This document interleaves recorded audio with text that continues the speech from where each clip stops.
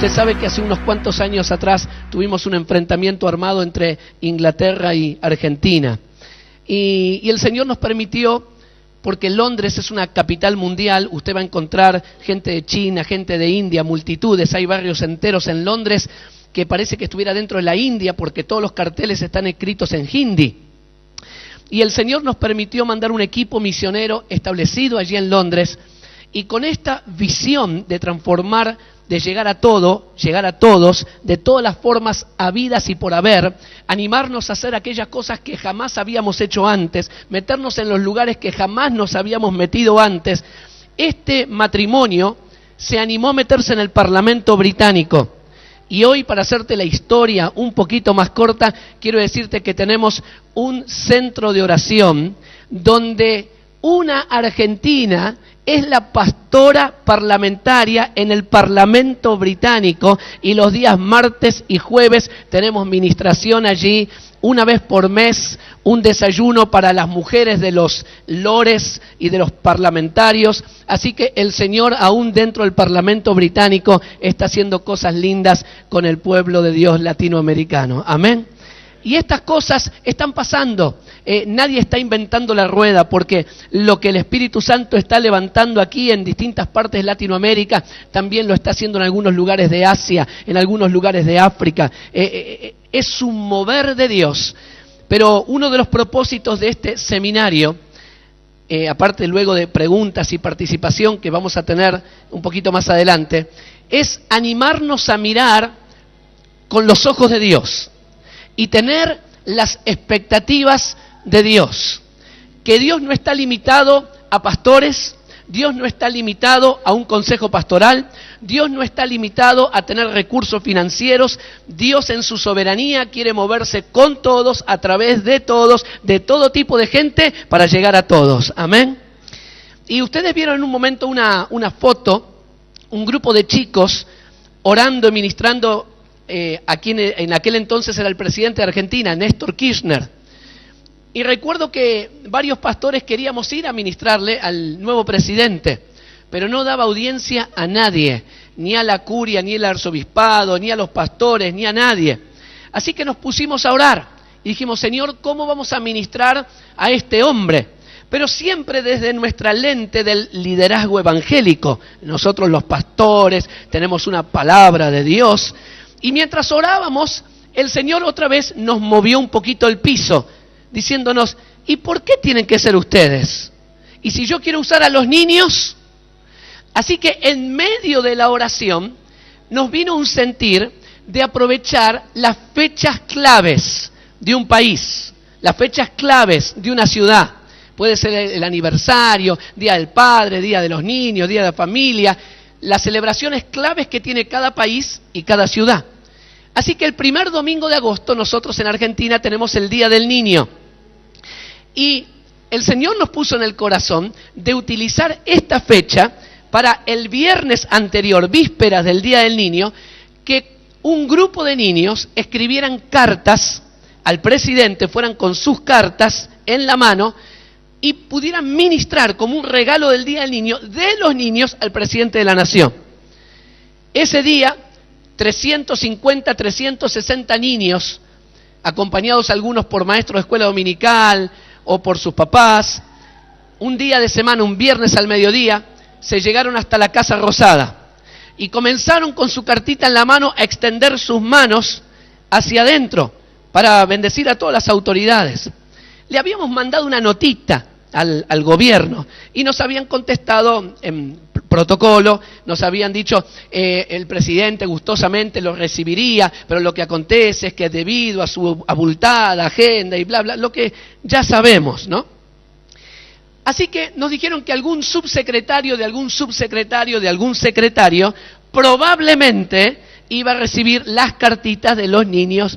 Así que los niños fueron igual y ellos estaban convencidos de que el presidente los iba a recibir. Nosotros no estábamos tan convencidos, pero ellos comenzaron a extender sus manos frente a la Casa Rosada hasta que de repente alguien salió de adentro y dijo, miren, un ministro no me acuerdo qué ministro, les va a recibir a un grupo de 40. Así que hicieron entrar a 40, entraron con las cartitas de los 300 y algo, los hicieron esperar, los atendió un secretario, de ahí el secretario del ministro, después los atendió el ministro, y después que estaban ya 1 hora y 20 minutos pasando de despacho en despacho, les dijeron esperen un momentito aquí, y de repente unas puertas muy grandes se abrieron y hizo su entrada el presidente de la nación. Ahora, estos muchachitos, 11, 12, 13 años de edad, estaban tan afilados esperando ese momento que el primero que tuvo contacto con él le agarró las manos así y le dijeron, señor presidente, nosotros tenemos una palabra profética para usted. Así se presentaron.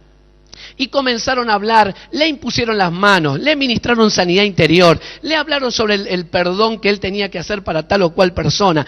Y claro, le leyeron algunas de las cartitas.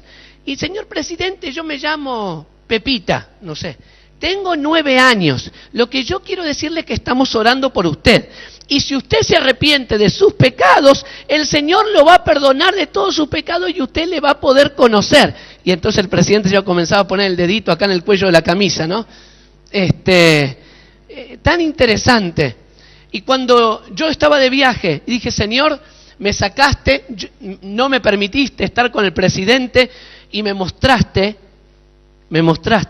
que cuando estamos abiertos a creer en tu obrar, tú usas a quien quieres, cómo quieres, cuando quieres, de la forma que quieres. Amén. Aleluya. Ese es nuestro Dios.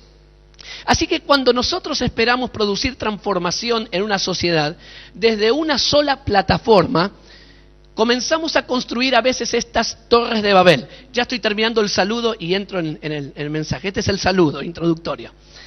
Y construimos algunas torres de Babel, donde diciendo a través de mi ministerio, a través de mi congregación o a través de nuestro consejo pastoral.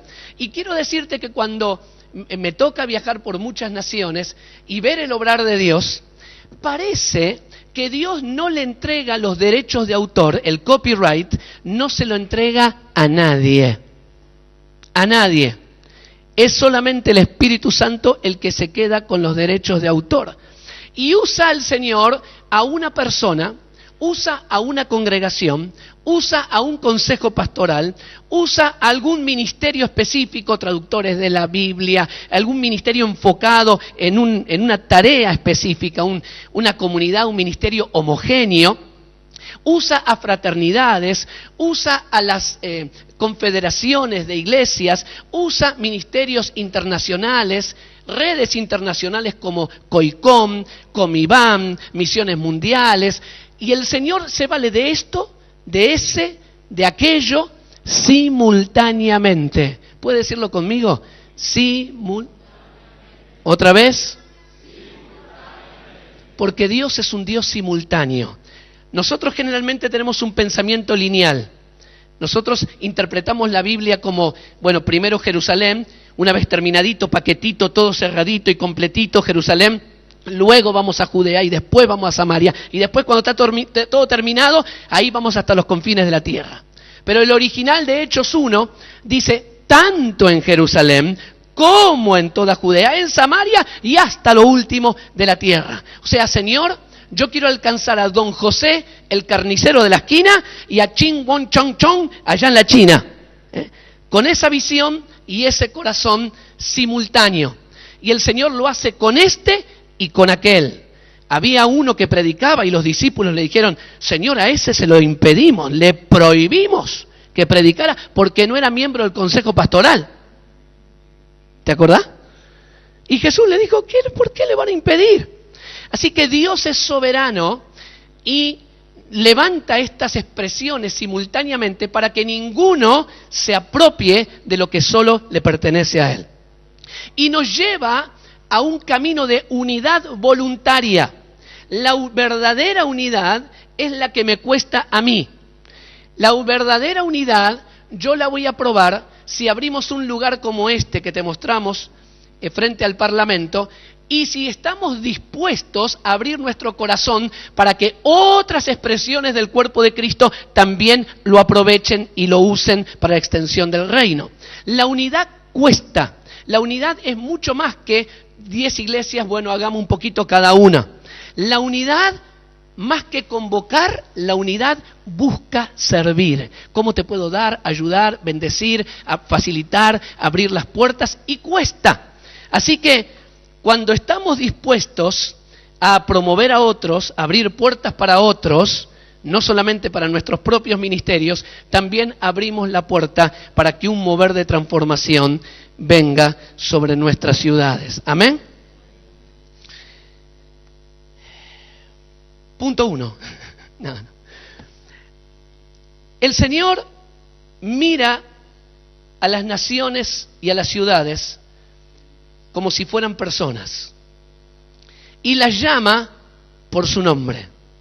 El Señor llama a las ciudades y a las naciones por su nombre. Las trata como si fueran personas, porque Dios ama a las ciudades. Mateo 11:20, solamente no lo busque, pero si quiere tome nota. Mateo 11:20 al 23. Ay de ti, Corazín. ¿Se acuerdan el corazón?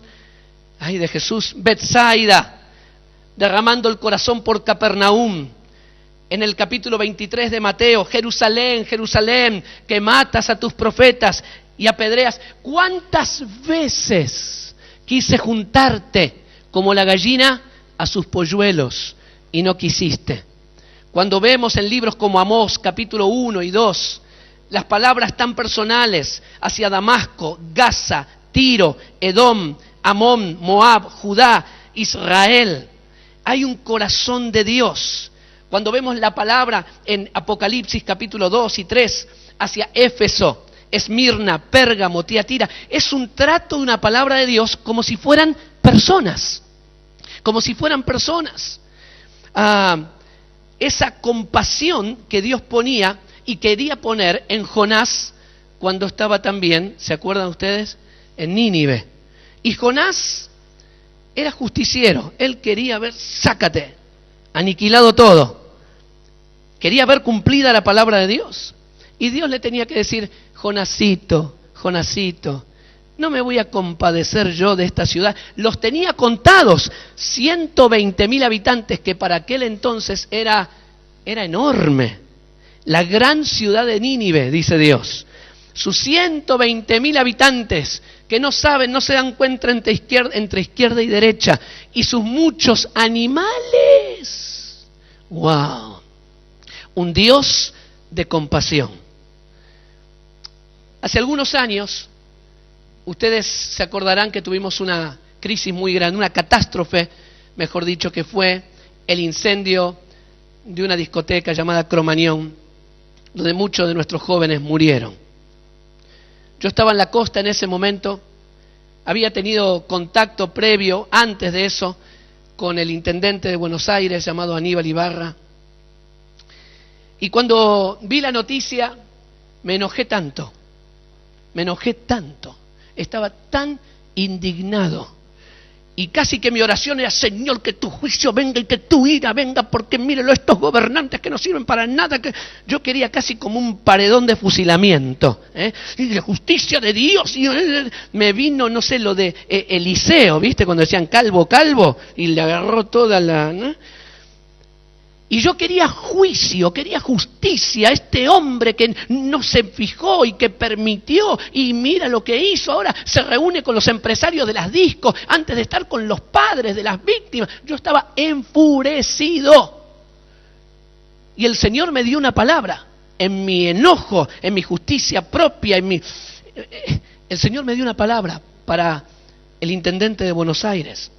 Y la palabra era durísima. La palabra era, por cuanto en su soberbia se levantó contra mí, yo por lo tanto me levanté contra él. Así que primero digo, más enojado, o sea, digo, ves que Dios me respalda, Dios está de acuerdo conmigo, este hombre, y yo mismo ya voy, se los voy a decir, os le voy a mandar una carta. Y el Señor me siguió hablando y me dijo, no tienes autoridad para decírselo. Creo que no hay nada, no sé si habrá algo, pero algo tan frustrante como que Dios te dé una palabra que tienes convicción que es de Dios y que Dios te diga, no tenés autoridad para decirla. Y uno piensa, Señor, ¿para qué me la da? Si no la puedo decir, peor, una presión adentro. Dios me da una palabra. Yo sé que es de Dios y me dice que no tengo autoridad. Ni siquiera me dijo que esperara su tiempo. Me dijo que no tenía autoridad. Así que yo me sentía descalificado. Digo, Señor, ¿por qué no tengo autoridad para decirle tu palabra a este intendente que permitió esto, permitió lo otro? Y el Señor me siguió hablando. Estaba tratando conmigo el Señor primero. Conmigo tenía que tratar. Para que yo aprendiera no solamente a disfrutar una ciudad, sino a tener dolores de parto, sufrirla, para sentir que soy parte de. No que estoy con una caña de pescar en la obra evangelística y acá nosotros, el pueblo de Dios, y con para ganar la ciudad. Estoy dentro, soy parte, la sufro, la disfruto, estoy ahí. Y el Señor siguió tratando con mi corazón y me dijo, hasta que tu corazón no esté lleno de compasión, no hay autoridad. ¿Compasión? ¿Qué compasión, Señor?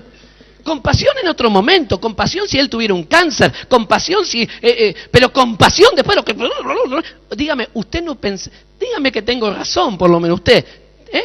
¿Tengo razón o no? ¿No le dirías lo mismo al Señor? Pip, pip, gente, planeta Tierra. ¿No le dirías lo mismo? Ponete de mi lado, hermano, hermana, un ratito. ¿Por qué todos salen a defender al Señor ahí? Es el Señor, pero mira lo que... Tu corazón no tiene compasión. Y como no tiene compasión, no puedes identificarte con la ciudad. No puedes abrazar la ciudad ni entregarte a la ciudad porque la estás mirando de afuera, como un agente externo.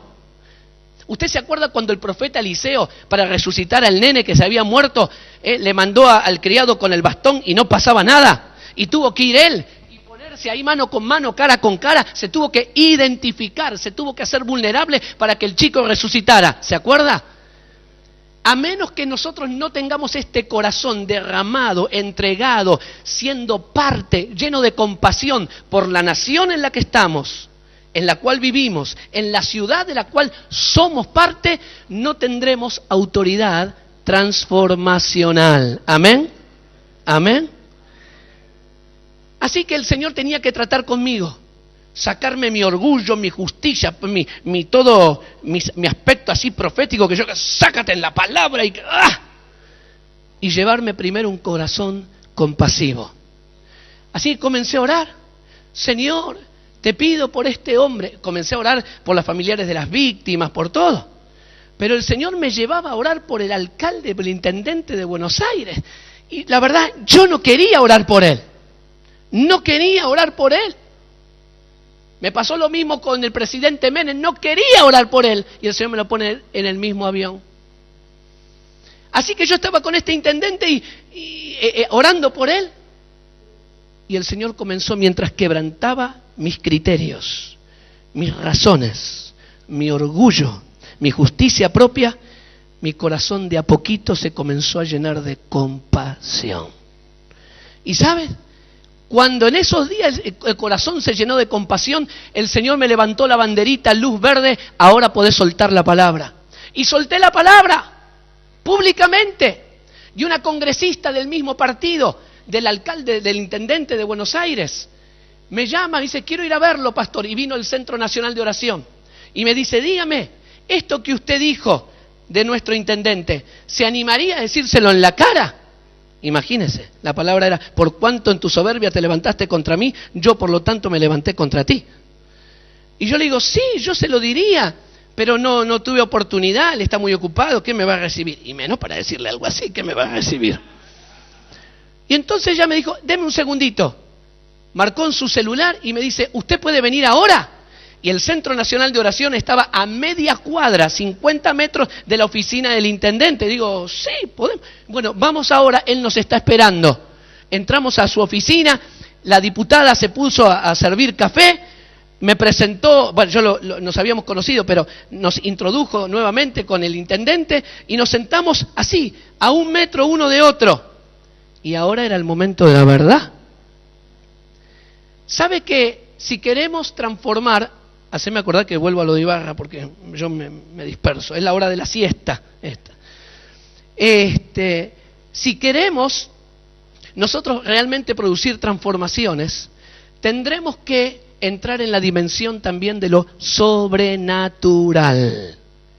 Quiero decirle que muchos de nuestros gobernantes, no solo latinoamericanos, sino en gran parte del mundo donde puedo conocer, tienen como esa doble fachada o doble imagen. Unas son absolutamente racionales, pero por otro lado son absolutamente, y aunque usted no lo crea, supersticiosos.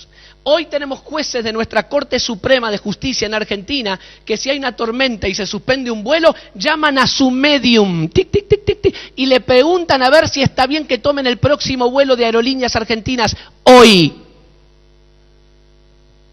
Así que nosotros, muchas veces lo que nos sucede es cuando le decimos, mire, señor gobernante, lo que dice la palabra es esto, y a veces te dice, sí, no, está bien, pastor, y está esperando que le regales una Biblia para sumar a las 45 Biblias que ya tiene en su biblioteca. Pero de repente le decís, mire, señor gobernador, ayer estaba orando por usted, y Dios me trajo una visión, era una serpiente negra que se le subía por el cuello, y vos le ves los ojos al gobernador. Toca el botoncito y dice a la secretaria, Alicia, cancéleme las entrevistas. Dice, ¿qué decía, pastor? ¿Le captaste la atención? Pero al mismo tiempo, cuando le vas a dar una palabra de Dios, uno siempre tiene que tener el temor de Dios. A veces en nuestras reuniones, que tenemos palabra de ciencia y ministramos, yo siempre digo, mire, si usted quiere ministrar a alguien, dar una palabra de parte de Dios y no equivocarse, saber que nunca se va a equivocar, dígale esto, hermano, especialmente si está entre pastores y líderes. Hermano, hermana, el Señor me muestra que usted está, sí Señor, en un tiempo de transición. Si usted le dice transición, casi todos nosotros vivimos en transiciones. Así que alguien te da una palabra que está en un tiempo de transición, sí, Señor. Pero a veces largamos palabras muy fácilmente en nuestras reuniones cristianas. Pero cuando tenés que dar una palabra a un comisario, a un gobernador, ahí parece que el estómago se te aprieta un poco más. Y siempre tendríamos que tener el mismo temor de Dios, de dar la palabra en integridad, sabiendo que no es palabra de hombre, sino que sea palabra de Dios. Amén. Así que nos sentamos ahí y digo, Señor, ¿cómo comienzo a hablarle? Y el Señor me dijo, desde la compasión que yo vengo trabajando en tu corazón. Y le digo, Aníbal, si supieras cuánto Dios te ama, hace cuánto que el Señor te está buscando, cuántas oportunidades Él te dio para que le conozcas, para que Él sea su hijo, para que Él pueda abrazarte, para que puedas seguir en sus caminos. Pero no lo has hecho. Y ahora, aunque Dios te ama tan entrañablemente, hay una palabra de Dios para tu vida. Y él todo me dice, ajá, muy bien, pastor Alejandro, ¿y cuál es? Y yo, ahí no sabés dónde meter las manos. Buscás oxígeno, buscás aire, ¿no? Pero decís, Señor, para una hora como esta, nos trajiste a tu reino, para producir transformación espiritual. Así que le dije, la palabra, y se me dijo, de Dios para su vida es, por cuanto en tu soberbia te levantaste contra Dios, Dios por lo tanto se levantó contra vos. Y yo pensé, acá me abrocha, me cancela la reunión, me dice, bueno pastor, lo tendremos en cuenta, muy amable de su parte, chao. Pero sabes que el Espíritu Santo lo comenzó a tocar. Y entonces este hombre canceló las entrevistas y seguimos charlando por 1 hora y 45 minutos más, en total 1 hora 54 minutos ministrándole del Señor. Yo dije, Señor, ¿cómo esto es posible? Le estoy diciendo lo que le estoy diciendo y el hombre cada vez tiene el corazón más abierto. Si queremos producir transformación, tendremos que animarnos a entrar donde jamás hemos entrado y hacer las cosas que jamás hemos hecho. En uno de los libros lo que yo menciono es que estamos acostumbrados a recibir bendición de Dios. Señor, manda tu fuego, manda tu poder. Pero queremos que Dios mande un avivamiento. A veces tenemos un concepto mágico, manda, cuando nosotros somos coproductores de avivamiento. y tenemos que tomar decisiones, poner nuestros panes y peces, y Dios va a multiplicar para que miles puedan comer. Así que esperamos una bendición de Dios en nuestro marco de lo conocido. Aquí está lo que yo puedo medir, aquí está lo que yo puedo pesar, aquí está lo que yo puedo saber cuántos kilos, cuántos centímetros, qué distancia. Esto es mi mundo, aún en nuestro ministerio, nuestro mundo conocido. Pero si usted quiere ver realmente un mover espiritual de Dios que produzca transformación, puede ver el ejemplo de cualquier hombre o mujer de Dios aquí en la Biblia, el que más le guste, Antiguo o Nuevo Testamento, llámese Esther, Abraham, Noé, Nehemías, cualquiera, el que más le guste, para que produjeran un impacto en la ciudad y en la nación donde estaban, no vieron la gloria de Dios en ese marco conocido, donde tenían su experiencia, su conocimiento, sus recursos. Para ver la gloria de Dios, cualquiera de estos hombres y mujeres tuvieron que salir de su zona conocida y entrar en la dimensión desconocida, en la zona de riesgo. Esa zona de riesgo es como cuando te bajas del barquito de madera y tienes que caminar sobre las aguas, donde lo que uno tiene no alcanza, lo que uno sabe no es suficiente, la experiencia ministerial que uno acumuló queda chiquitita y no nos queda otra cosa que decir: alzaré mis ojos a los montes. ¿De dónde vendrá? ¿De dónde vendrá? Me lleva a depender de Dios. Por eso a mí me gusta hablar del gerundio, de ese presente continuo. Vamos caminando, siguiendo, adorando. Cuando hay un pastor amigo me dice: nuestra iglesia es una iglesia renovada, yo digo: qué lástima, ya estás muriéndote, ¿no? Si somos una iglesia renovada. Le digo: es que no existe tal cosa. Lo que existe es gente, una comunidad, una congregación que se sigue renovando, creciendo, adorando, dependiendo, predicando, sirviendo, ese gerundio, ese presente continuo, los del camino. Tu palabra es lámpara a mis pies, y en el original, y lumbrera a medida que voy caminando. Por eso se les llamaba los del camino, porque eran los seguidores de Jesús, eran los que... no los que estaban estáticos diciendo: acá somos la iglesia presente de Mar del Plata, de Buenos Aires, de Asunción, somos la iglesia presente.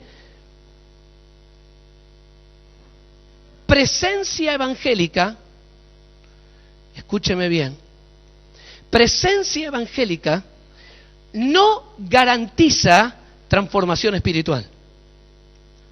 La iglesia presente. Es más, la iglesia ni siquiera fue diseñada para ser la reserva moral de ninguna sociedad. Acá estamos, la reserva moral, como si fuera un tanque, un depósito de moralina, de moralidad ahí a un costado. La iglesia no fue diseñada para eso. La iglesia fue diseñada para ser una comunidad de seguidores que escuchan a Dios y hacen lo que Dios le pide. Y se meten en todo lugar. ¿Usted se acuerda de Ananías, no el marido de Zafira? ¿Se acuerda? Cuando viene una visión, Dios le habla y le dice que tiene que ir a un asesino, al que asolaba la iglesia, y hasta le da la dirección. Y Ananías, era muy parecido a mí, le comienza a explicar a Dios: ¿por qué no voy a ir? Señor, tú sabes. O sea, por si no sabes, Señor, yo te voy a contar quién es Saulo de Tarso. Y Dios le tiene que seguir. Qué paciencia la de Dios, ¿no es cierto? Y le sigue explicando: no, está preparado y yo lo voy a poner delante de reyes y delante de los gentiles y va a sufrir y todo. Le da la explicación a Ananías. Yo no le hubiera explicado a nada a Ananías. Le hubiera: ¿me obedeces o te liquido? Y Dios encima le explica a Ananías. Y Ananías va. Gracias a Dios por un hombre como Ananías, que salió de su zona cómoda, entró en la zona de riesgo, no entendía, no controlaba, se bajó de su barquito de madera y se lanzó a aquello que Dios le estaba pidiendo. Y luego Saulo llega a Jerusalén. Y ninguno de los creyentes se quería acercar a él porque tenían miedo, ¿se acuerdan? Menos mal que apareció otro hombre que entró en su zona de riesgo, llamado Bernabé, que lo abrazó y lo presentó. Pobre Saulo, nadie lo quería. ni los de adentro ni los de afuera. Gracias a Dios por hombres como Ananías y como Bernabé. Así que si queremos producir una transformación y si queremos ser coproductores de un avivamiento, nosotros tendremos que entrar en nuestra propia zona de riesgo. No hay transformación. A nosotros, en mi escuela dominical siempre me gustaba las canciones, esta de David, ¿viste? Que decía, y la piedra, y vuelta, y vuelta, y vuelta dio, y una piedrita voló por el aire, y al gigante lo mató. La parte que más me gustaba a mí era la T de mató. Lo mató. Y uno se imagina, ¡ah! Y la piedra y el gigante cae. Ahora, yo te pregunto, ¿te gustaría, si no supieras el final de la historia, ¿te gustaría estar en los zapatos, en las sandalias de David, antes de que la piedrita volara por el aire? Y tenés todos los filisteos, el pueblo de Israel mirándote, y vos un muchachito insignificante ante el gigante. ¿Cómo te sentirías ahí, ah? ¡Qué lindo! Se abrió el mar rojo y pasó Moisés con todo el pueblo, y luego pasó Faraón y se ahogó. Está lindo porque conocemos el final de la historia. Pero ¿qué hubiera pasado? ¿Qué hubieras hecho tú y yo, usted y yo, si nosotros no supiéramos el final de la historia y tenemos los caballos de Faraón atrás y el mar rojo todavía está cerrado? Ese momento, cuando Elías en el monte Carmelo, qué fabuloso, cayó fuego del cielo después que Elías le tiró agua y los profetas de Baal, sí, pero ¿cómo estaríamos nosotros en el momento donde Elías era absoluta minoría y se atrevió a hacer algo? ¿Sabe lo que hizo el pastor Elías? Le dijo al rey Acab, juntame a todos los espiritistas, a los brujos, a los hechiceros en el Estadio Central Olímpico de Fútbol, el lugar más grande que era el monte Carmelo, juntame a la nación. Y que primero todos los brujos hagan sus chanchadas. Un pastor diciendo que los brujos que hagan todas sus cosas, sacrificios, y después voy a predicar la palabra. ¿Quién de nosotros se animaría a una locura como esa? Y ahora esperar que caiga fuego del cielo. Así que si queremos ver transformación, tendremos que tomar decisiones. Decisiones producen cambios, decisiones traen consecuencias, decisiones implican riesgos. Entrar a esa dimensión desconocida. Estábamos hablando con una jueza muy famosa, hace un tiempo atrás, bastante tiempo atrás. Unos amigos de ella me dijeron, queremos que le prediques. Así que yo iba en el auto, era bravo predicarle a esta jueza, una personalidad muy fuerte.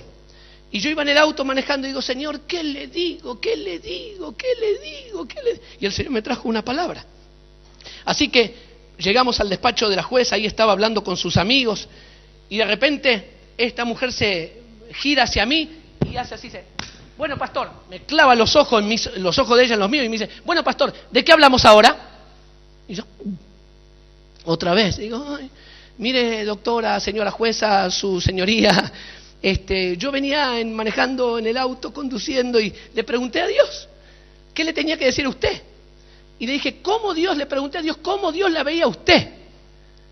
Y yo quiero decirle que la palabra que me vino es que usted siente que se va a volver loca en cualquier momento. Siente como una nube negra que le viene a la cabeza y que se va a volver loca en cualquier momento. Y eso es porque usted estuvo involucrada o le hicieron algún trabajo de hechicería. Y la mujer sin reacción y me miraba fijo a los ojos.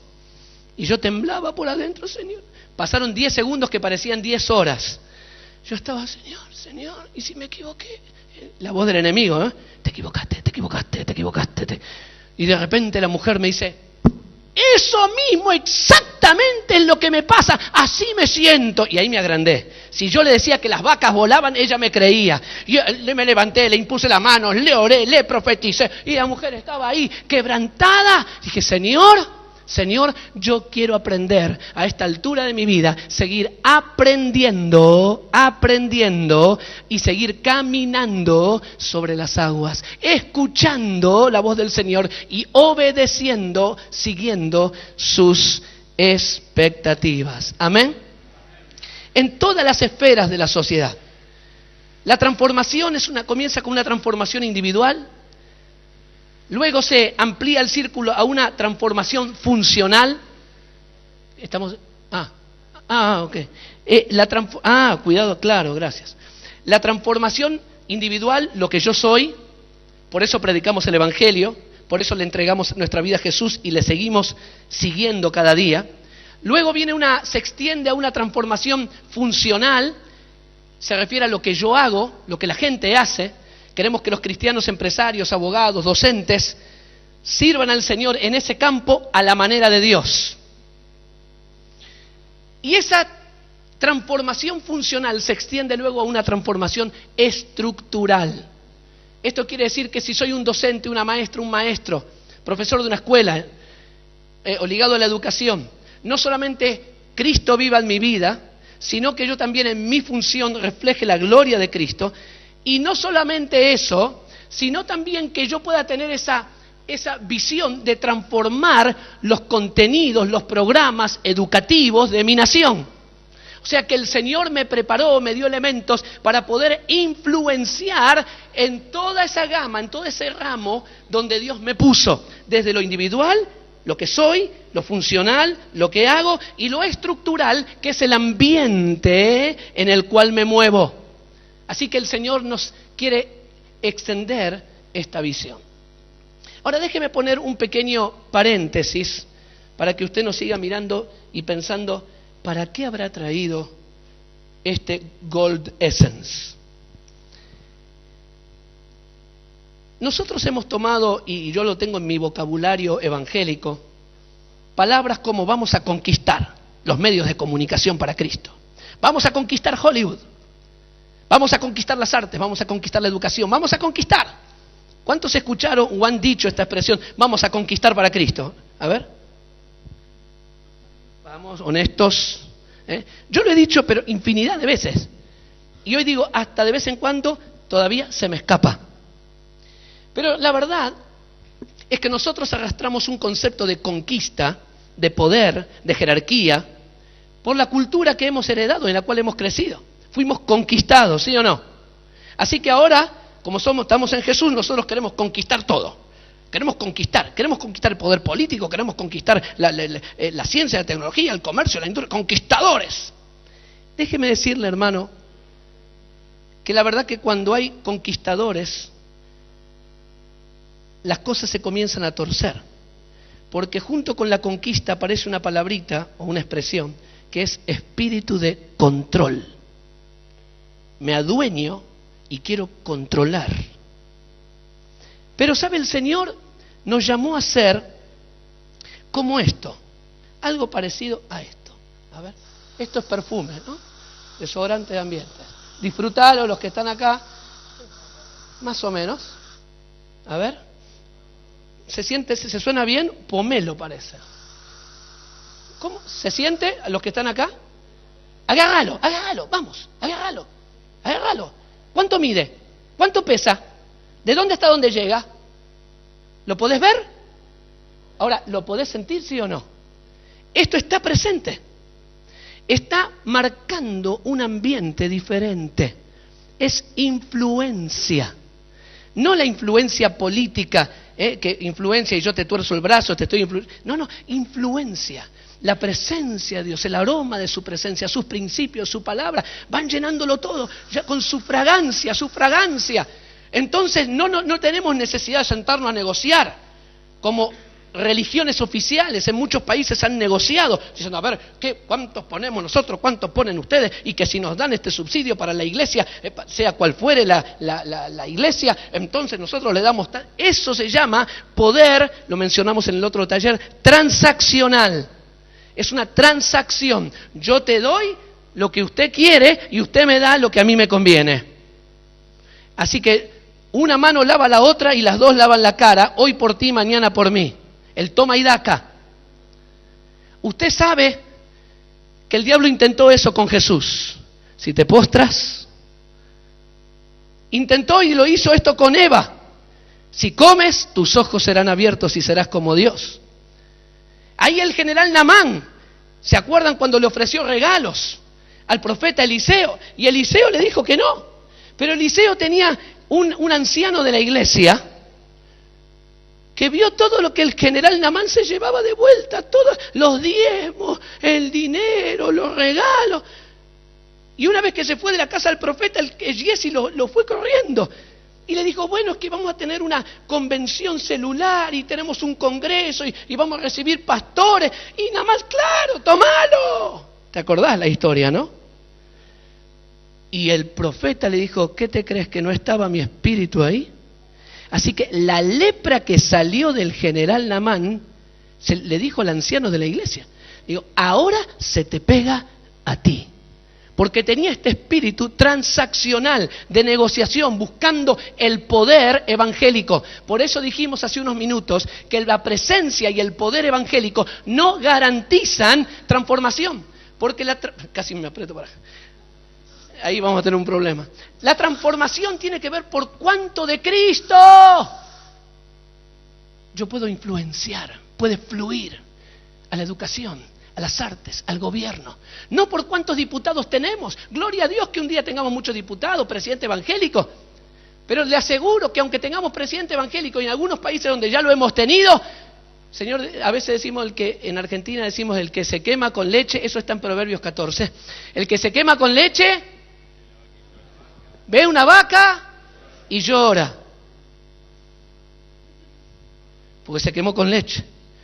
Algunos países están diciendo, no queremos ni en este siglo ni en el venidero, no queremos un presidente evangélico, porque para muestra basta un botón. Eso está en Ageo capítulo 3.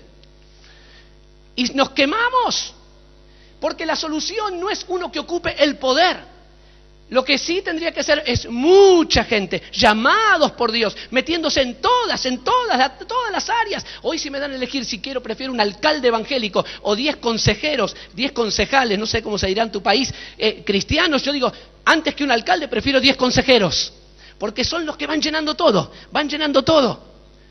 El ministerio de Daniel fue más trascendente en el tiempo que el ministerio de José, porque Daniel la primera medida que tomó es, Señor, yo necesito al lado mío Sadrac, Mesac y Abednego.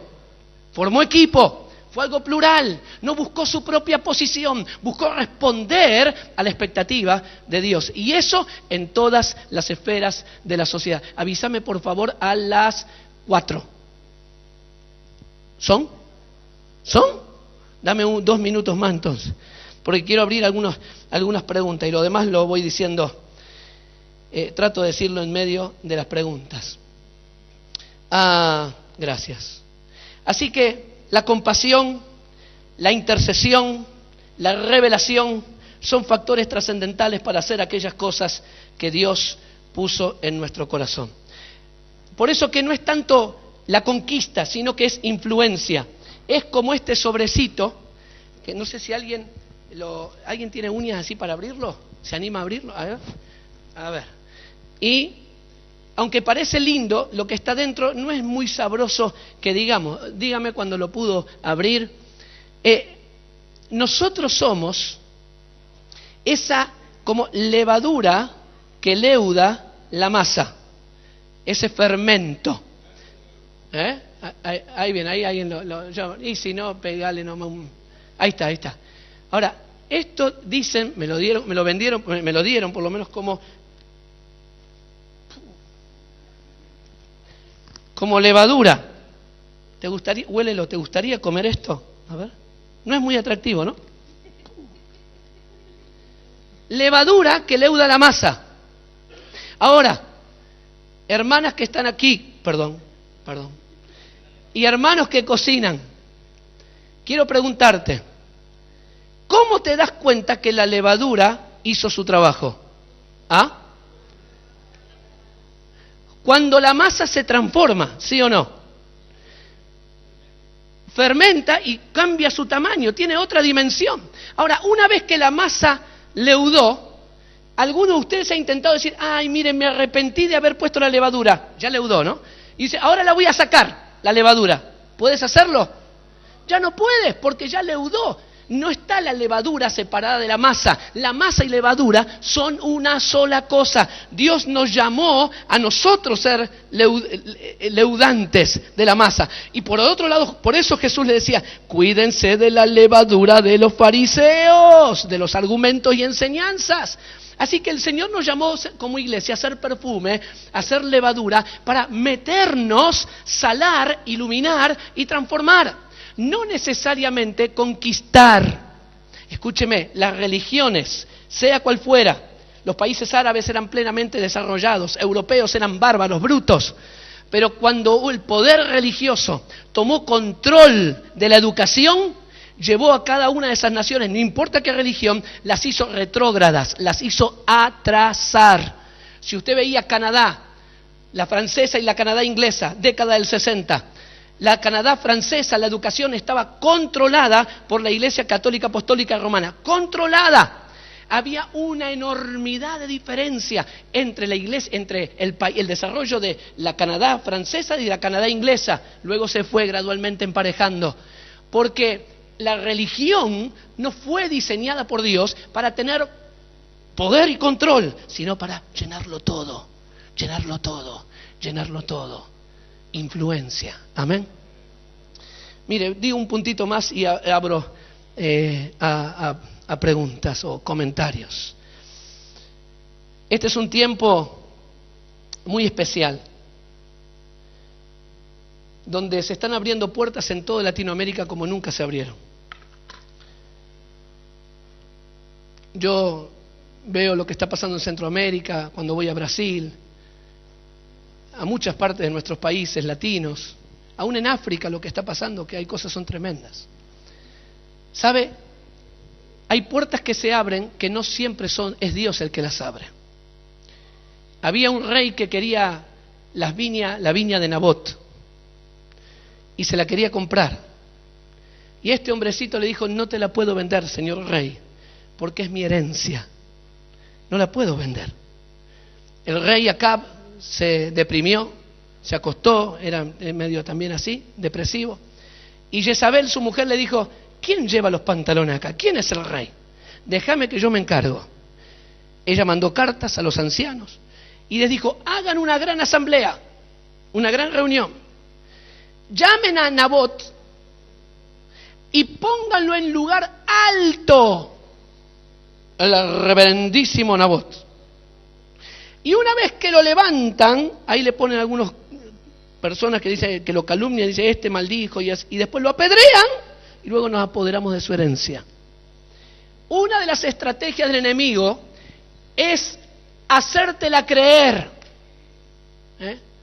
Como ustedes, hermanos paraguayos, a veces nos dan ahí duro y nos dicen el gran negocio es comprar un argentino por lo que vale y venderlo por lo que cree que vale. Mamita. Pero nosotros los amamos igual. Y nosotros nos la creemos. Mire que Dios me abrió la puerta con el presidente, que Dios me entregó la universidad. Y a veces está Jezabel detrás de toda esa estrategia. Te está te está levantando, haciéndote grande y famoso. Y uno cree que por mi ministerio, por mi revelación, y te está preparando Jezabel para sácate acá. Y una vez que te pega abajo, no te levantes nunca más. Así que no todas las puertas abiertas son puertas abiertas por Dios. Por eso es tan importante preguntarle al Señor y decirle, Señor, ¿qué quieres que haga? ¿Cómo me muevo? Quiero seguir caminando, creyéndote, Señor, entrando donde nunca entré, en esa zona de riesgo, Señor, metiéndome, haciendo cosas que nunca hice, respondiendo a tus expectativas. Hermanos, hay muchos países, y termino esta parte aquí, que son como esa cuarta generación, no cronológica, o sea que ya han pasado el 15-20% de cristianos. Algunos sociólogos dicen que cuando se va llegando al 20% de evangélicos o de cualquier grupo en una sociedad, se produce la masa crítica, o sea, el poder de influenciar el todo. Algunos dicen que es un porcentaje menor, esa masa crítica que puede pegar, impactar el total. Y sabes, esa es la cuarta generación. Hoy tenemos puertas abiertas en muchas partes. Gobernantes nos invitan de todas partes, se entregan al Señor, empresarios, líderes. Se ha facilitado. A mi mamá, cuando era jovencita, la empujaban, se cayó saliendo de la escuela en el barro, y los amiguitos de la escuela le decían, cultera. Nos decían los culteros, por lo menos en aquel tiempo. Te estoy hablando, acá está mi hermano Carlos, mamá tenía 12, sería 72 años atrás, más o menos, 72 años atrás, los culteros. Y ahora, aún los que no son creyentes, antes te decían, ¿evangel qué? Y ahora te dicen, dígame, ¿usted es de la Asamblea de Dios? ¿Usted es bautista? ¿Es carismático? ¿Qué es? Y parece que toda la gente en su núcleo de 20 personas tiene un compañero de trabajo, un estudiante, un familiar, un vecino que es creyente. Algo cambió. Esta es la cuarta generación. Somos esta cuarta generación, la que tenemos la oportunidad de producir la gran transformación. Cuando Dios se presenta a Moisés, le dice, yo soy el Dios de Abraham. Y después de Jacob, ¿qué pasó? ¿Ah? De Abraham, Isaac y Jacob. Y ahora, a Moisés. La cuarta generación, ¿quién era? ¿Quién era? Después de Jacob. José tuvo la oportunidad que nadie tuvo antes. Nadie tuvo la oportunidad que había tenido José de transformar todo. Dios lo pone en Faraón. Y usted se acuerda, 7 años, la visión, 7 años. Qué sabiduría, qué estrategia, una voz apostólica sobre qué hacer para el futuro. Y no se ofenda conmigo. Con esto no se va a dormir seguro en toda la tarde. José era un hombre íntegro, amaba a Dios. Pero en los segundos 7 años, él administró de una forma, con un diseño diferente al que Dios le había pedido. Y dice en Génesis capítulo 47 que él sometió a todo Egipto a la esclavitud. Así que nacionalizó la economía.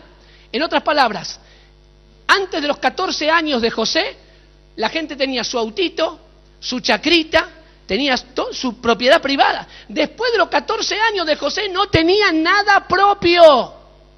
¿Te gustaría tener un ministro de Economía así? Eso fue lo que sucedió. Después de esos 14 años, José vivió 66 años más, hasta los 110. Y no se sabe nada de José, salvo la muerte de su padre y su propia muerte. ¿Qué hizo José? ¿En qué fue relevante a su sociedad después? Él fue absorbido por el sistema, aunque amaba a Dios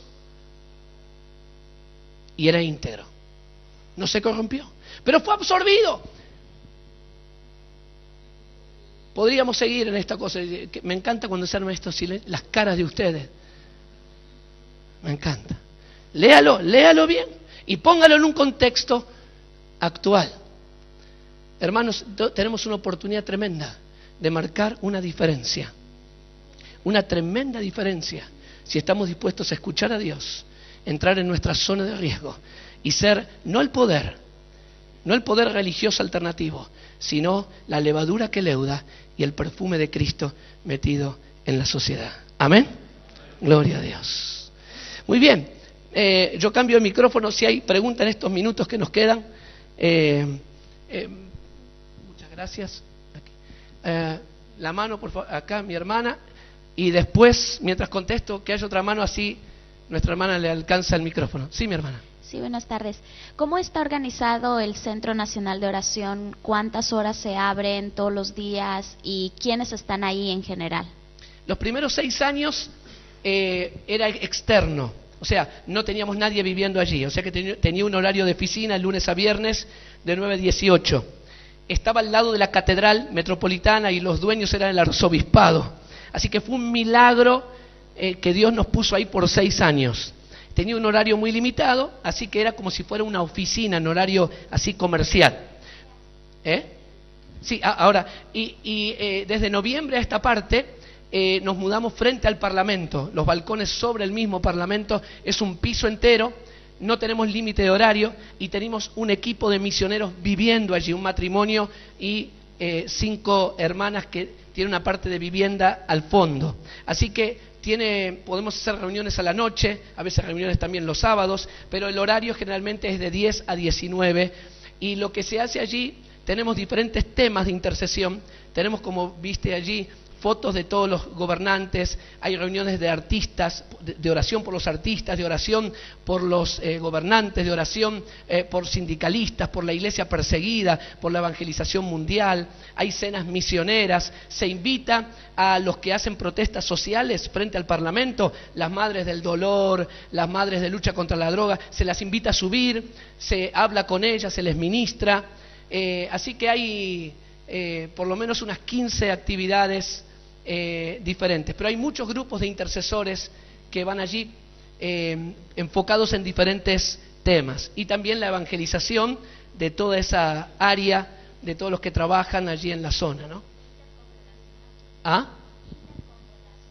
Interdenominacional, sí, sí. Sí, hay unas cuantas congregaciones, algunas presentes aquí, sus pastores que apoyan mensualmente con ofrendas. El alquiler es bien caro, pero el Señor está haciendo milagros para estar allí. Así que hay un apoyo, sí, es una casa de oración del pueblo de Dios. Hay de todo tipo de sectores de la iglesia. Sí. ¿Había otra mano por allí? Sí, quería nomás preguntar si hay una estadística. Usted dice que somos como un leudante que va entrando en el gobierno, en la escuela, colegio, facultades, artistas. Ahora me pregunto si hay unas estadísticas de que hay gentes de gobiernos hoy en día que han dejado ya el gobierno, diputados, senadores, gobernadores, intendentes, sea lo que fuere, artistas, futbolistas. Hay una estadística de que ahora que han dejado son cristianos comprometidos. No, estadísticas yo por lo menos no manejo, porque hay que entender que todo esto es bastante reciente en nuestro continente.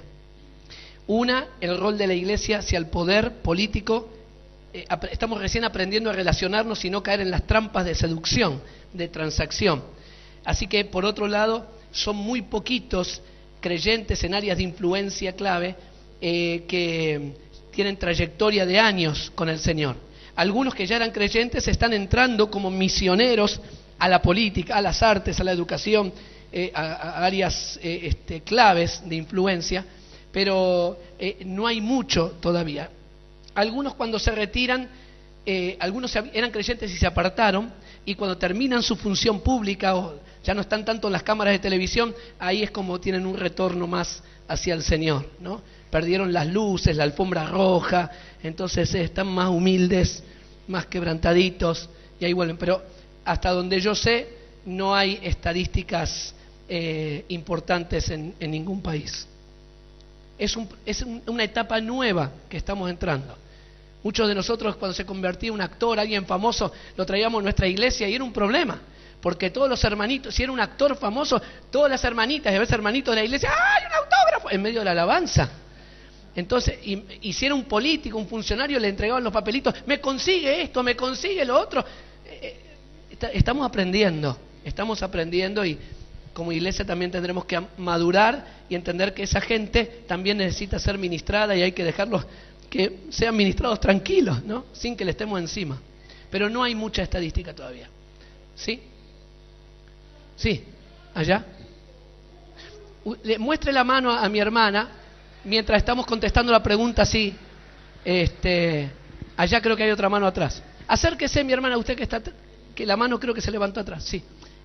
Bueno, pues hablando de la iglesia, la influencia de nosotros como la iglesia y como viviendo mucho en países, parece que perdón, me cuesta tranquila, un poco. Que un manera de tomar decisiones que es muy visible y muy tangible es de votar.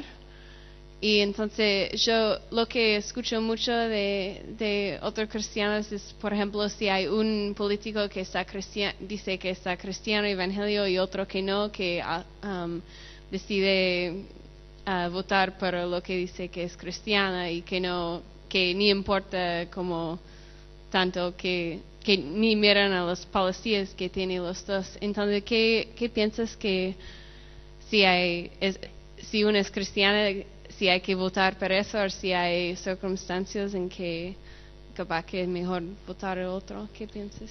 Excelente pregunta. O sea, si tenemos que votar a alguien porque es cristiano, tiene una línea más cristiana que otros, ¿no es cierto? ¿Está ahí? Sí. Mira, aquí en Argentina teníamos un doctor Favaloro que falleció, que era el mayor experto a nivel de temas del corazón. Si yo tuviera que operar a mi hijo o a mi esposa, a mi hija, del corazón, ¿a quién, o tu caso, a quién se lo llevarías para operar? Yo oraría, obviamente. ¿Se lo darías, entregarías la mano del doctor Favaloro para que lo opere, o le pedirías al hermano Carlos Anacondia que lo opere del corazón? ¿Ah? Estamos hablando de tu hijo, de tu esposa. ¿A quién le pedirías que opere a tu hijo? ¿Ah? Claro que oraríamos, pero si hay que operarlo, ¿a quién le pedirías? A Favaloro. Ahora, Favaloro no es creyente, pero es un buen médico. A veces nosotros creemos que porque un gobernante sea creyente, eso es la garantía de todo. Y nos hemos llevado chascos, sorpresas, a veces tristísimas. Parece que Dios mira a una nación con ojos un poquito diferentes, y yo me he llevado varias sorpresas. Y te lo contesto con esto para que cada uno saque su conclusión.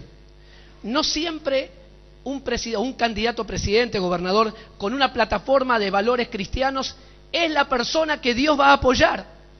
Porque Dios tiene propósitos mayores de los que nosotros imaginamos. España fue llamado por muchas décadas es el cementerio de los misioneros. En las encuestas ganaba Aznar, hasta que vino el atentado de trenes de Atocha, ¿se acuerdan? Rodríguez Zapatero no tenía chance alguna, pero después que se descubrió que había sido Al Qaeda, la que había producido el atentado, en menos de una semana la imagen, todos los votos de Aznar hicieron ¡wup! Y ganó Rodríguez Zapatero.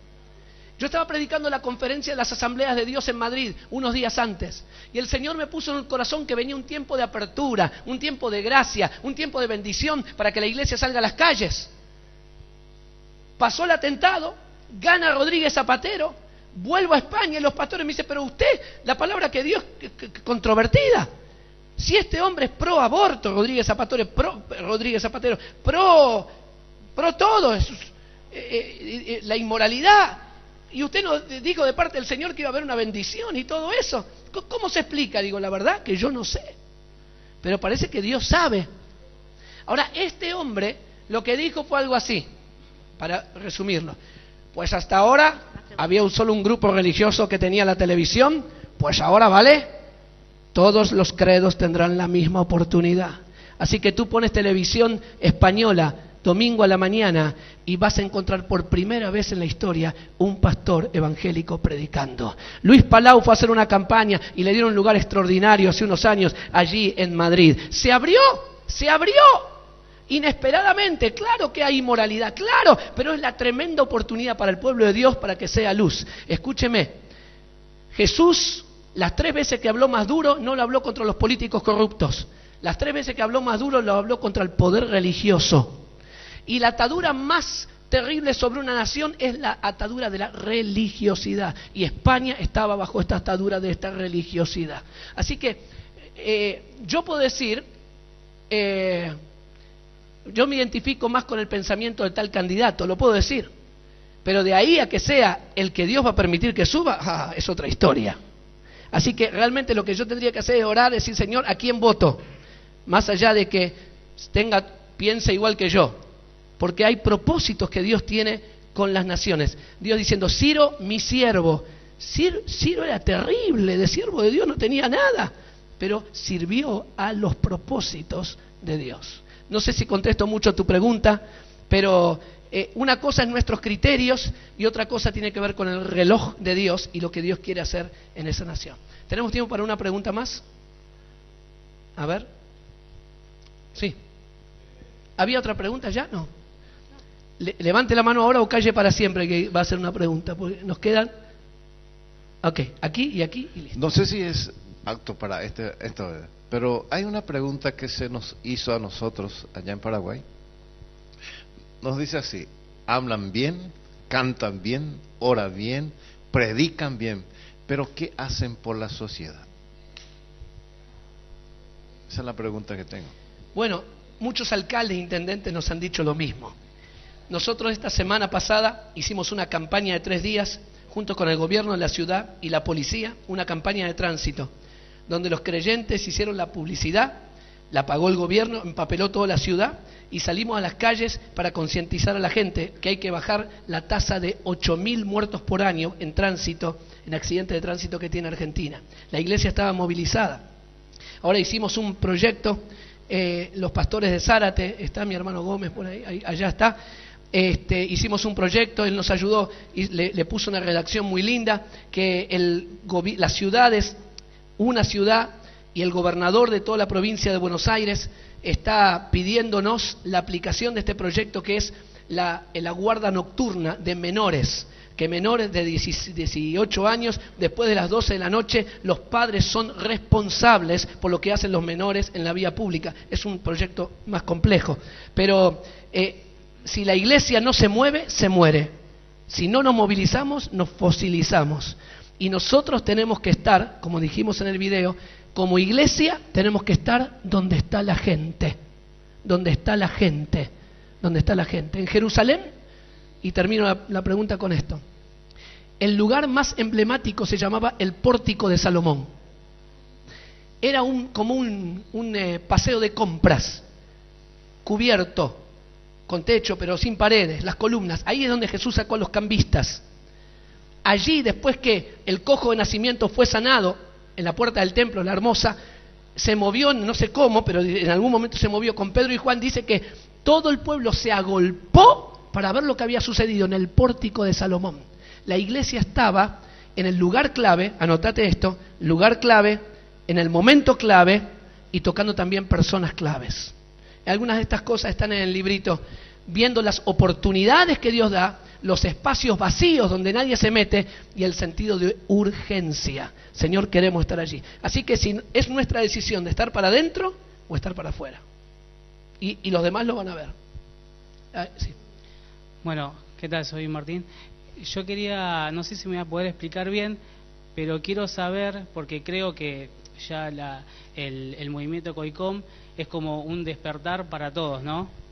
Y yo quiero saber, o sea, yo tengo la necesidad dentro mío, que creo que todos la deben tener, de entrar a la zona de riesgo, ¿no? Todos creo que la tienen, pero no todos lo pueden lograr. Y yo quiero saber si hay, además de la oración y la búsqueda de Dios, qué es lo que nos ataja a no poder entrar. Yo hace 2 años que volví al camino de Dios, me reconcilié con Dios, y hace 2 años que intento eso. ¿Y qué es lo que me ataja? ¿Cómo tengo que direccionar mi oración para poder entrar a ese lugar? Porque creo que todos tenemos el mismo sentimiento, todos lo queremos hacer, pero no todos podemos lograrlo. Permitime, digamos, aportar algo ahí. Todos podemos hacerlo en nuestra medida, porque es una decisión. Yo no estoy diciendo que todos tenemos que hablar con un presidente, pero el Señor, por eso decimos de escuchar al Señor, nos va a pedir, como lo que dije de los niños, ¿viste? Que le creyeron al Señor. En Sudáfrica, un grupo de adolescentes no se animaban a predicar, tímidos, 11, 12, 13 años, no se animaban a predicar públicamente, pero se pusieron a buscar a Dios. ¿Qué podemos hacer para vos, Señor? Y el Señor les dio una pequeña estrategia, los 30 segundos de Dios. Así que estos chicos lo que hacían a cada lugar donde iban, antes de entrar a la escuela, antes de subir al autobús, al colectivo, antes de entrar al club para hacer deporte, a cada lugar donde iban, hacían ni más ni menos que esto. En la parada del autobús, en la puerta de la escuela, antes de entrar, se arrodillaban. Así, un murmullo, 30 segundos. Amén. Nada más. Nada más. Literalmente, esto que digo, 30 segundos en un murmullo orando de rodillas. Ahora, y se quedaban ahí, y siempre había alguien en la parada del autobús que le hacía una pregunta. ¿Qué te parece que le pregunta? A ver, espíritu de revelación, vengan en este salón. ¿Qué le iban a preguntar? ¿Qué estabas haciendo? Ahora, una cosa es cuando vos le vas encima a la gente a querer predicar, que nos da vergüenza mucho, y otra cosa es cuando la gente viene a vos y te pregunta, ¿viste? Cambian los roles. Así que cuando vos le contestás, le estás haciendo el favor y tenés la amabilidad de contestar a su pregunta. Así que ellos hacían todo para hacerse desear y contestaban lo mínimo. ¿Y qué estaba haciendo? Estaba orando por ti y por todos los que están en la parada del autobús. Punto, nada más. Orando por... ¿Y por qué estabas orando por mí? Para que conozcas, o sea, le iba contestando a cuentagotas y generaba más curiosidad en la gente. Así que lo único que hacían los chicos era contestar preguntas. Así que hicieron una estrategia que se extendió por gran parte de Sudáfrica, de chicos, adolescentes, que antes de entrar a cualquier lugar, se llevaban 30 segundos para orar y musa, no decían más nada, a menos que alguien le pregunte. Eso es entrar en la zona de riesgo. Todos podemos hacer aquello que Dios nos ponga en el corazón. Y después el Señor nos va poniendo desafíos mayores, ¿sí? Bien, primeramente quiero felicitarle y creo que realmente Dios me habló en esta tarde. Yo soy político en Paraguay, de 300 miembros de una ciudad que se llama Luque. De 300 miembros de seccionales soy el único cristiano. Llegué a ocupar esos cargos, a ganar ese espacio con votos no cristianos, porque en mi país los que más me piden favores son los cristianos, pero los que menos votan son los cristianos. O sea, hay como una contradicción, ¿verdad? Cuando ganás, somos todos hermanos, pero cuando te va mal, cuando te critican por la radio, por la televisión, Tú sabes lo que dice el dicho popular, ¿no? El éxito tiene muchos padres, exacto, pero el fracaso es huérfano. Sí, entonces yo entiendo y realmente Dios me habló en esta tarde que si es de Él, tengo que consultar con Dios, no tengo que consultar muchas veces con los hermanos. A ver, hermano, te caigo bien o mal. Si es de Dios va a ser, pero como pueblo evangélico también podemos tomar decisiones, también podemos poner gobernantes y no gobernantes, porque es de parte de Dios. Dios pone, Dios saca. Y nosotros somos su representante aquí en la tierra. Es lo que yo entiendo y quiero agradecerte realmente porque me voy emocionado, me voy con más fuerza y ahora me candidato para la intendencia de mi ciudad y sé que si es la voluntad de Dios va a ser, pero yo voy a hacer mi parte. La gente que vino conmigo de la ciudad de Luque vamos a hacer nuestra parte, pastores van a hacer su parte. Amén. Porque la constitución de mi país dice que el voto es un derecho y una obligación, dar al César lo que es de César, a Dios lo que es de Dios. Pero cuando nosotros no participamos, también formamos parte de los corruptos, porque no hacemos caso a la constitución de nuestro país. Yo te agradezco y que Dios te siga bendiciendo. Gracias, mi hermano, muchas gracias. 4:30. ¿Me pareció ver una última mano o me pareció nomás? Bueno, está, la última.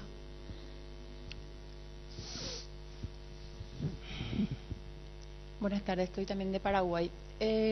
Anoche me enteré en el taxi que nos íbamos, que se liberó acá la venta o el consumo de cocaína.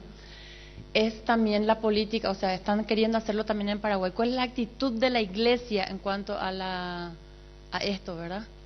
¿Nos oponemos tenazmente, hacemos campaña para que no se libere o dejamos que se libere y vemos qué pasa, verdad? No sé cuál es la actitud que tenemos que tener nosotros como iglesia. Bueno, el caso que se expidió la Corte Suprema fue un caso particular de consumo de marihuana.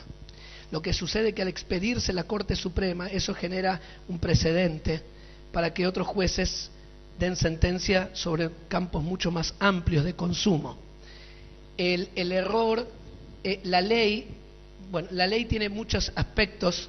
Claro, todos estamos de acuerdo que no hay que criminalizar al adicto, que necesita ser restaurado, necesita ser sanado, rehabilitado, y en eso estamos todos de acuerdo. Y la ley actual lo contempla, tiene varios artículos que lo contempla. Se podría mejorar la ley actual, pero lo que en sí hay que hacer es cumplir con la ley, con lo que ya la ley actual dice. Ahora, lo que sucede es que la Corte Suprema interpreta, de acuerdo a mi percepción, de una forma equivocada el artículo 19, yo no me lo acuerdo de memoria, pero habla sobre las actividades privadas que solo Dios le competen a Dios juzgar y que el Estado no puede juzgar, pero dice mientras que no perjudique el orden público, la moral, dice, y a un tercero, y a terceros. Y ¿sabe? Cuando un muchacho, una persona, se droga en su familia, no vive en una isla. Tiene amigos, tiene mamá, tiene papá, tiene esposa, esposo, padres, y está afectando y destruyendo a ese tercero que convive en la casa. Entonces se ve a terceros como algo lo público, ¿no?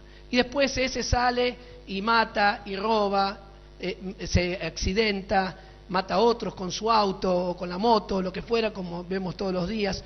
Entonces es una interpretación muy banal de ese artículo 19 sobre hacerlo, consumirlo como un acto íntimo y privado. Pero hicimos una movilización, hay una red aquí en Argentina del programa Vida, de organizaciones cristianas que trabajan en la prevención y rehabilitación, hicieron una movilización frente a la Corte Suprema el otro día, el martes, yo estaba allí acompañándoles, y la verdad que daba tristeza ver que solamente habría 300, como mucho, siendo generoso, habría 300 creyentes allí al mediodía, declarando la palabra de Dios frente a la Corte. O sea que todavía nosotros no tenemos este sentido de compasión e involucramiento y pagar el precio, ni la voz profética, aunque hay quienes la lanzan, pero hablo como pueblo de Dios en su pluralidad.